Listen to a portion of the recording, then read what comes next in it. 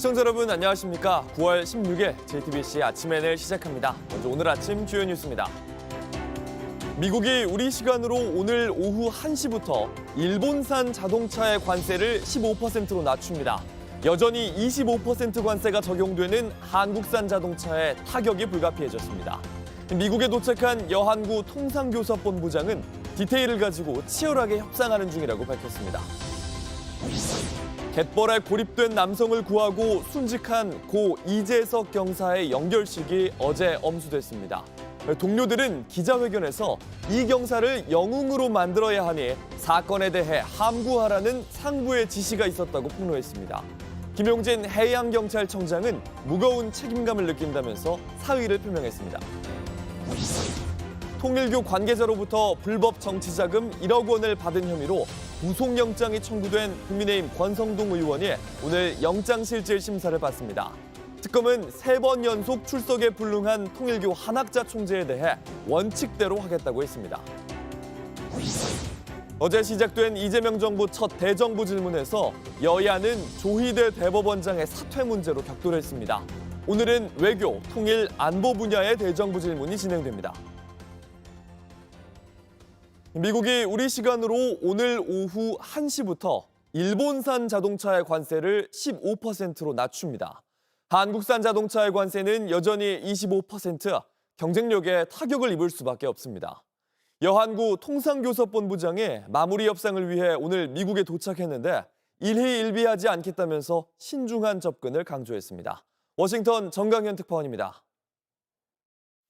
현지 시간 15일 오전 미국에 도착한 여한구 통상교섭본부장은 세밀한 접근을 강조했습니다. 악마는 디테일에 있는 거고 지금 이제 디테일 가지고 지금 하여튼 치열하게 협상을 하는 중이다 이렇게 보시면 되고.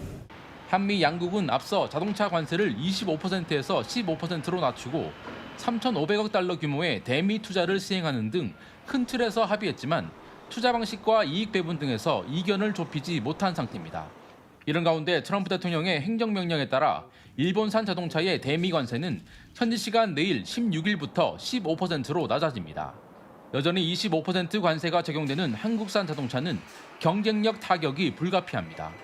이런 상황에서 미국은 한국을 향해 노골적인 압박을 가하는 중입니다.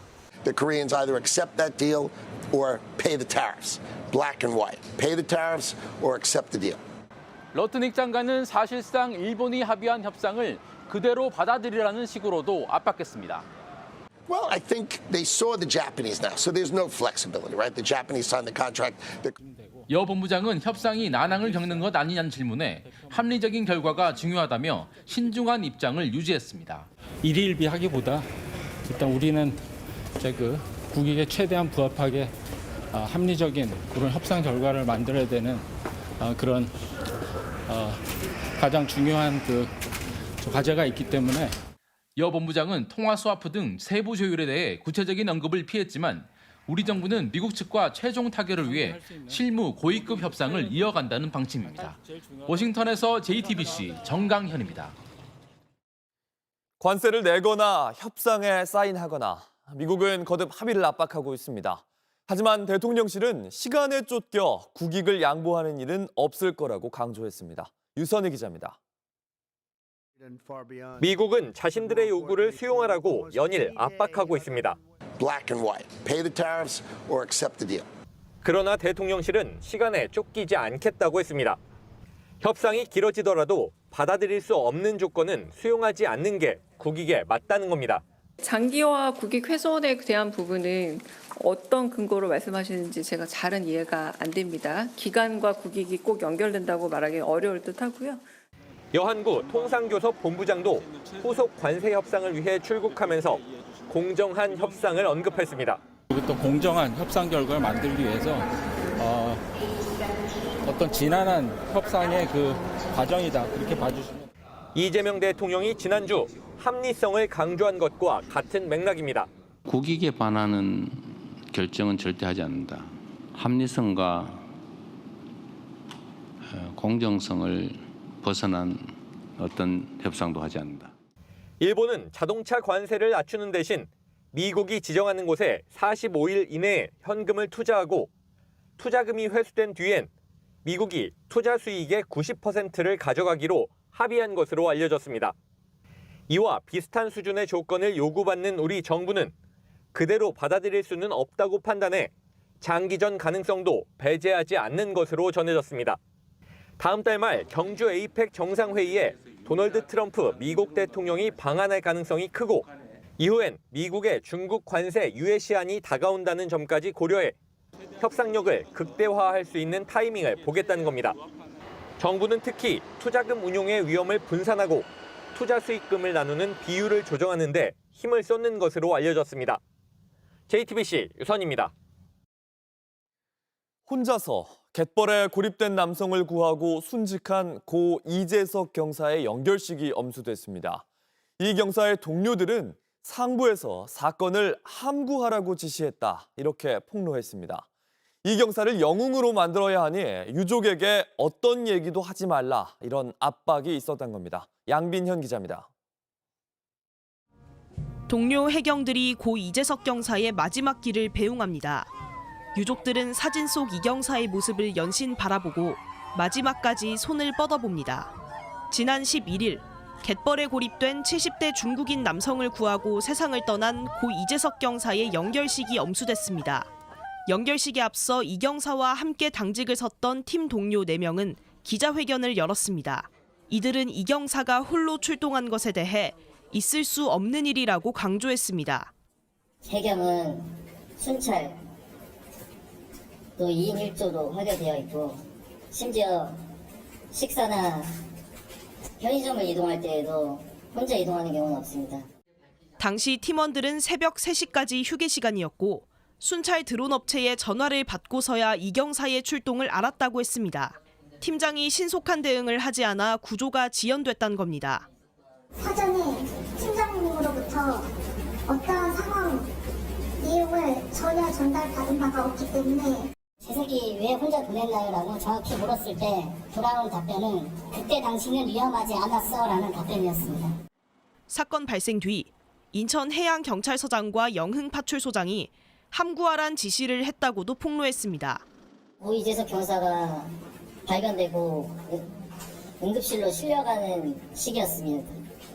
그 정신없는 와중에 재석이가 저렇게 된 것은 안타깝지만 재석이를 영웅으로 만들어야 한다. 서장 지시사항이다. 빈소에서까지 압박이 이어졌다고 합니다. 인천 서장과 영흥파출소장이 저를 따로 불러내요. 장례식장 주차장 앞에서 재석이를 영웅으로 만들어야 되니 너가 너 지인들이나 유가족들한테 그 어떤 얘기도 하면 안 된다. 기자회견 이후 이광진 인천해양경찰서장은 진실 은폐는 전혀 없었다며 법적 조치 등으로 모든 실체를 규명하겠다고 입장을 밝혔습니다. 이재명 대통령은 유가족과 동료들의 억울함이 없도록 해경이 아닌 외부에 독립적으로 맡겨 사건의 진상을 조사하라고 지시했습니다. JTBC 양빈현입니다. 불법 정치자금 위반 혐의로 구속영장이 청구된 국민의힘 권성동 의원이 오늘 영장 실질 심사를 받습니다. 결과는 이르면 오늘 밤 나오는데 내란 특검, 공천 개입 의혹 등 여러 야권 정치인들이 얽힌 수사에 분수령이 될 걸로 보입니다. 특검은 3번 연속 출석하지 않은 통일교의 한학자 총재에 대해서는 원칙대로 하겠다고 했습니다. 이재승 기자입니다. 권성동 의원은 2022년 1월 20대 대선을 앞두고 통일교로부터 정치자금 1억 원을 수수한 혐의를 받고 있습니다. 특검팀은 1억 원의 현금 사진과 윤영호 전 통일교 세계본부장의 다이어리 내용, 그리고 윤 전 본부장이 권 의원에게 보낸 문자 메시지 등을 법원에 증거로 제출한 것으로 알려졌습니다. 공여자의 일관된 진술 및 다이어리, 문자 메시지, 사진 등 객관적 증거에 의하여 혐의가 입증되고 이에 대해 권 의원은 특검이 확보한 것은 허위 진술뿐이라며 혐의를 부인했습니다. 특검이 저에 대해 제기한 주장은 모두 거짓입니다. 특검은 지난 12일 권 의원에 대한 구속영장을 신청했고 오늘 영장 실질 심사가 열립니다. 발부 여부에 따라 통일교 사건 규명은 물론 3대 특검의 야권 정치인 수사에도 영향을 끼칠 것으로 보입니다. 특검은 통일교가 권 의원에게 1억 원을 준 배경에 한학자 총재가 있다고 보고 수사를 이어가고 있습니다. 한 총재는 건강상 이유로 특검에 3차례 출석 요구를 거절했습니다. 대신 내일 17일이나 모레 18일에 자진 출석하겠다는 입장을 냈습니다. 특검은 한 총재 측이 출석 날짜를 정한 건 일방적인 의사통보라며 원칙대로 하겠다고 했습니다. JTBC 이재승입니다. 온라인에서 화제가 된 뉴스, 화제가 될 뉴스를 골라 전해드립니다. 아침엔 소셜픽입니다. 이달 초 미국이 마약 밀매를 이유로 베네수엘라의 선박을 격침한 일이 있었습니다. 트럼프 대통령이 이 사건을 언급하면서 또 말실수를 했습니다. No es una tensión, es una agresión en toda la línea. Es una agresión judicial cuando nos criminalizan. Es una agresión política. 지난 2일 미국은 카리브해에서 마약을 밀매하는 테러리스트라면서 베네수엘라 선박을 공격했습니다. 이 공격으로 11명이 사망했습니다. 베네수엘라는 사망자 중에 누구도 테러 조직에 소속된 사람이 없다고 반박했고 오히려 미군이 베네수엘라 어선을 8시간 동안 불법으로 가로챘다고 주장했습니다. 트럼프 대통령은 마약 밀매를 막기 위한 공격이었다는 점을 분명히 했습니다. No, what's illegal are the drugs that were on the boat and the drugs that are being sent into our country and the fact that 300 million people died last year from drugs. That's what's illegal. 하지만 3억 명이란 숫자가 논란이 됐습니다. 미국의 전체 인구가 3억 4천만 명인데다가 약물로 인해 사망한 미국 인구 7만 5천 명으로 알려져 있기 때문입니다. 전 세계로 범위를 넓혀봐도 지난해 마약으로 인한 사망자는 3억 명이 아니라 6,200만 명 정도입니다. MSNBC는 터무니없는 과장이라면서 대통령이 승인한 군사 공격을 정당화하지 못하고 있다며 절차를 따르지 않은 공격이었다고 비판했습니다. 미국의 보수 활동가인 찰리 커크의 죽음으로 인한 후폭풍이 이어지고 있습니다. 이런 가운데 콜드플레이의 공연에서도 추모의 메시지가 나왔습니다. Anywhere you want to send it in the world, and there are so many places that might need it today. So here it comes from London. You can send this to your brother or your sister. You can send it to the families of people who've been going through terrible stuff. You can send it to Charlie Kirk's family. 지난 12일 콜드플레이가 뮤직 오브 더 스피어스 월드 투어 마지막 공연에서 한 말입니다.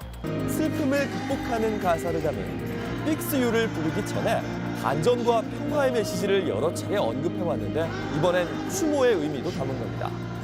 찰리 커크가 생전에 콜드플레이의 공연을 시간 낭비라면서 깎아내리기도 했지만 비극적인 사건을 위로하려는 의도로 보입니다.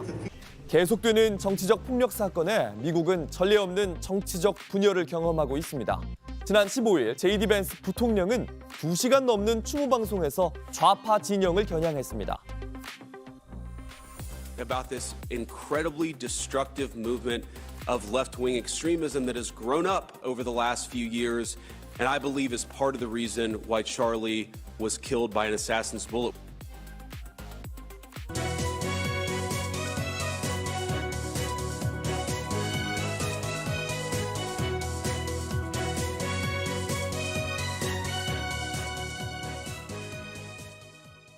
어제 이재명 정부 첫 대정부 질문이 시작됐습니다. 여야는 조희대 대법원장 문제로 부딪혔습니다. 야당은 대법원장 사퇴 촉구가 대통령의 탄핵 사유가 될 수 있다고 비판했고 여당은 야당을 내란 좀비라고 공격하며 맞섰습니다. 하예빈 기자입니다. 국민의힘은 민주당의 대법원장 사퇴 촉구가 삼권 분립 위반이라고 비판했습니다.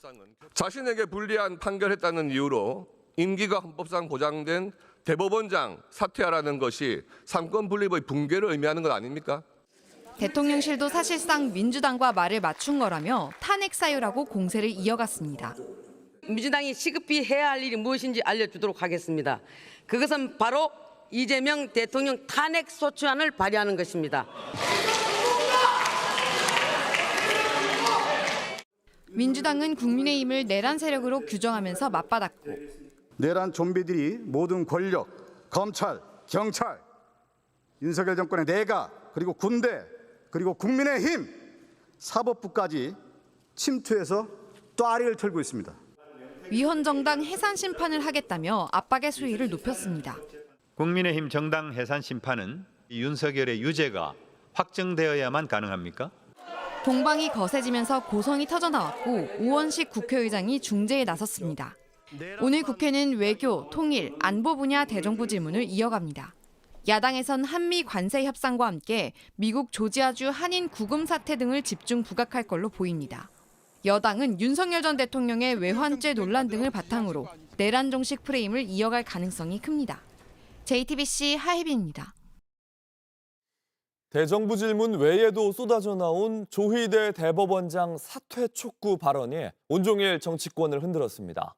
정청래 민주당 대표가 대법원장이 대통령 위에 있느냐며 사퇴를 압박했습니다. 대통령실은 입장은 없다면서도 국민적인 요구가 있다면 돌이켜봐야 한다며 원칙적으로 공감한다고 했습니다. 류정화 기자입니다. 대통령실은 여당 지도부에서 나온 조희대 대법원장의 사퇴 요구에 힘을 실었습니다. 아직 저희가 특별한 입장이 있는 것은 아니지만 시대적인 국민적인 요구가 있다라면 임명된 권한으로서는 좀 돌이켜봐야 될 필요가 있지 않나라는 점에서는 아주 원칙적으로 공감하고 있습니다. 대통령실이 사법부 수장의 사퇴를 압박한 거란 해석이 나오자 강유정 대변인은 다시 설명에 나섰습니다. 국회를 통한 국민의 요구를 귀담아 들어야 한다는 원론적인 발언이라고 했습니다. 아직 저희가 특별한 입장이 있는 것은 아니다가 질문에 대한 답이 1차적으로 끝난 겁니다. 상권 분립과 선출된 권력에 대한 존중감, 여기에 대한 원칙적 공감이라고 표현을 한 거지. 앞서 대통령이 임명된 권력, 즉 사법부에 비해 국민이 직접 선출한 국회가 앞선다고 했던 걸 강조한 거라고 했습니다. 대한민국에는 이 권력의 일종의 서열이 분명히 있습니다. 최고 권력은 국민이죠. 국민 주권. 그리고 직접 선출 권력, 간접 선출 권력. 국회는 가장 직접적으로 국민들로부터 주권을 위임받은 것입니다. 더불어민주당은 조 대법원장 사퇴 공세를 강화했습니다. 지난 대선 당시 대법원이 이 대통령의 공직선거법 사건을 유죄 취지로 파기환송했을 때 조 대법원장이 이재명 후보의 최대 정적으로 부상했다고 했던 법조계의 내부 비판을 인용했습니다. 법원의 정치적 중립은 조희대 대법원장 본인 스스로 어긴 것 아닙니까? 지금이라도 사퇴하는 게 맞다고 저는 생각합니다. 대법원장이 그리도 대단합니까? 대통령 위에 있습니까? 국민의힘 역시 대법원 파기환송을 언급했는데 정부 여당의 대법원장 사퇴 요구는 이 대통령 관련 재판 결과를 뒤집으려는 것이라고 주장했습니다. 가장 이해관계가 있는 사람은 이재명 대통령입니다. 그로 인한 최대의 수혜자는 이재명 대통령입니다. 대통령께서 직접 입장을 밝히면 될 일입니다. JTBC 류정화입니다. 그룹 방탄소년단의 소속사 하이브 방시혁 의장이 하이브를 상장하는 과정에서 투자자들을 속여 부당이득을 챙긴 혐의로 경찰 조사를 받았습니다. 하이브 측은 혐의를 부인하고 있습니다. 방 의장은 14시간가량 강도 높은 조사를 받고 귀가했는데 취재진의 질문엔 아무런 답변도 하지 않았습니다. 오원석 기자입니다. 부당거래 피의자 신분으로 경찰에 출석한 방시혁 하이브 의장이 굳은 표정으로 건물을 나섭니다. 14시간가량 강도 높은 조사를 받은 방 의장은 아무 말 없이 빠져나갔습니다. 오늘 1,900억 원 부당이득 의혹 관련해 어떤 점 소명하셨습니까? 이익금 목적으로 주식 상장하지 않는다는 그런 모순된 의혹이 있었는데 그 부분에 사모펀드와 공모했다는 의혹 어떻게 생각하십니까? 한 말씀 해주시고. 방 의장은 하이브 상장 1년 전인 지난 2019년 특수목적 법인을 통해 기존 하이브 투자자들의 지분을 사들였습니다. 방 의장은 투자자들에게 상장 계획이 연기됐다는 취지의 거짓 정보를 준 것으로 의심받고 있습니다. 그러나 경찰은 이 시기 하이브 상장 계획이 진행 중이었고 상장 뒤 주식을 팔아치워 막대한 차익을 거둔 것으로 보고 있습니다. 방 의장도 매각 차익 30%를 받는 등 1,900억 원대 부당이득을 거뒀다는 겁니다. 하이브와 경영권 갈등을 빚고 있는 민희진 어두어 대표도 방 의장이 상장 계획이 없다고 말했다고 밝힌 것으로 알려졌습니다.